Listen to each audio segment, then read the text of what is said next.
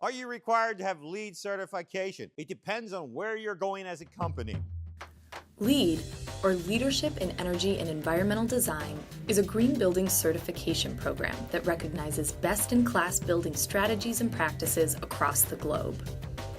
LEED promotes better buildings, places that complement our environment and enhance our communities, places that give people better, brighter, healthier spaces to live, work, and play.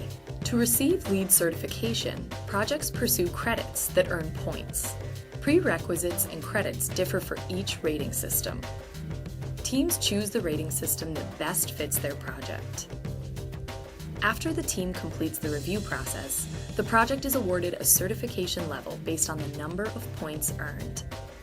So, if you're serious about saving money, conserving energy, making better building material choices, and driving innovation, then LEED is the best choice for you.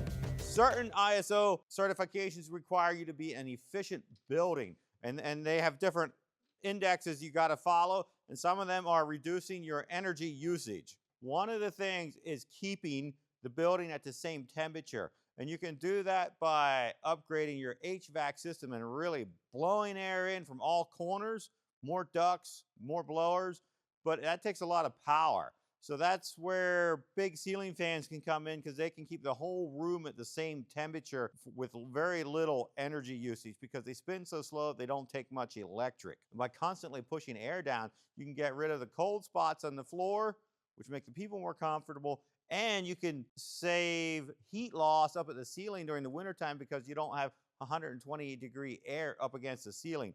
By having the ceiling temperature down at normal room temperature, you won't have as much heat loss through the roof. The more heat differential on each side of the roof is the more energy you're going to lose. So that being said, in a simpler term, if you have 100-degree air versus 70-degree air against the ceiling, you're just going to lose less energy when it's really cold outside. If you got an area where people are and there's not much air movement, it gets stinky and stagnant pretty quick, especially if there's humidity involved. So you want to get that air moving, and one way of doing that is with a big ceiling fan, because it'll push it down and go spread out in a huge area and make it fairly easy to get rid of the stagnant areas without having to do a lot of duct work or other HVAC modifications.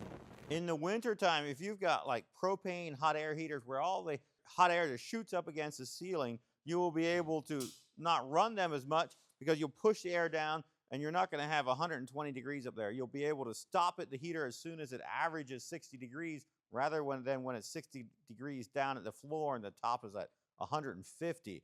So in situations where you have hot air heaters, they will help tremendously in the wintertime. If you've got heat in the floor, it probably won't help a whole lot. My name is Kevin Hoover. We've made thousands of fans, and it's a lot of fun showing people how they can have better lives simply by making their air move faster.